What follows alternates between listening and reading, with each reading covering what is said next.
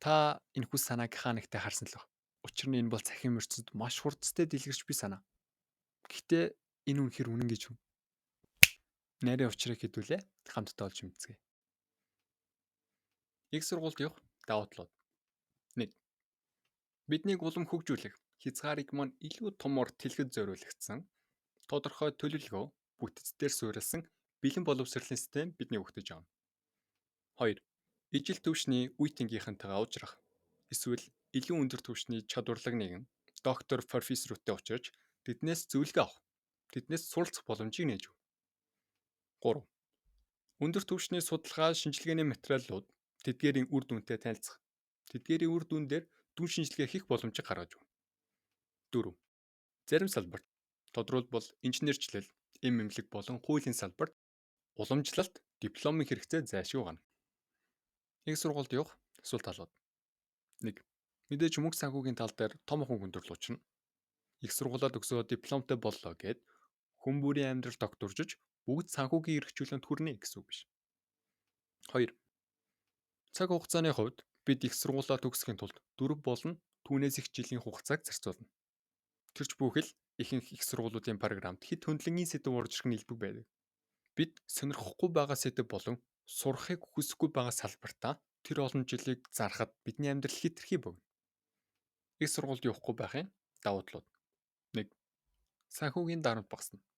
Өөрөөр хэлбэл их сургуулийн төлбөр төлөх шаардлагагүй болно гэсэн. 2. Цаг алдалгүйгээр бодит туршлага хуримтлуулах боломжтой. Ялангуяа мэдээллийн технологи, худалдааны салбарт уламжлалт дипломоос илүү бодит туршлагыг илүүд үздэг болоод бага хугацаа өнгөрч байна. 3. Илүү уян хатнаар суралцах боломжтой. Аливаа системийн дүрм журмд баригдалгүйгээр өөрийн тав тух цаг завын дагуу өөрийн сонирхсан сэдвийг судлах боломжтой. 4. Бизнесийн ертөнцид цаг бололт.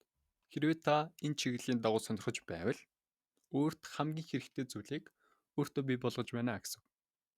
Их сургуульд явахгүй байх сул талууд. 1.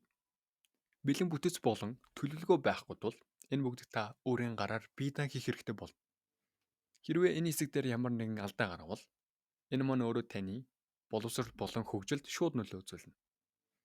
2. Уламжлалт диплом байхгүй улмаас ажил олгогчдын зүгээс өөрийг чинь дутуу үнэлэх боломжтой. 3. Сонирхол нэгт залуус болон өөрийнтөө сонирхож байгаа салбарт тэргүүлэгчид мэргэжилтнүүдтэй уулзаж тэднээс зөвлөгөө авах боломж багасж байна. Энэ бүгдээс дүгнээд үзвэл их сургуульд явах уу, их сургуульд явахгүй байх уу гэдэг нь ерөнхийдөө та яг ямар талбарт ямар хэм маягаар ажиллаж амьдрмаар байна вэ гэдэг дээр хүрч ирж байна.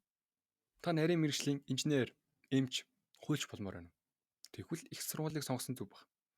Яагаад гэвэл би 20 жилийн дараа эмнэлэг ороод бие үзүүлэх гэвэл миний бие үзүүлж байгаа эмч 4, 5, 6 жил тухайн сэдвээ сураад, судлаад олон жил өнгөрсөн байгаасаа гэж үзэж байна. Гэхдээ хэрвээ та бизнес хийж байгаа, хэрвээ та хөдөө аж ахуй дээр ажиллаж байгаа, хэрвээ та YouTube сувг ажилуулж байгаа бол их сургуулийн хэрэг бол энд харагдахгүй байна. Яагаад гэвэл тухайн ажлууд дээр бодит туршлага маш хэрэгтэй. Тэр бодит туршлагыг их сургууль дээр заах боломж нь маш бага. Тэрийг зөвхөн хийж байж л бодит туршлагыг хуримтлуул. Тийм учраас бодит зүйлийг хийгээ явж ирсэн дээр. Тэгээд хамгийн гол ойлгох ёстой зүйл бол их сургуульд явлаа гэд боловсралтай болно гэсэн үг биш. Их сургуульд явахгүй байлаа гэд боловсралгүй гэсэн үг биш. Их сургуульд явах болон боловсралтай болох шал хонд зүйлс.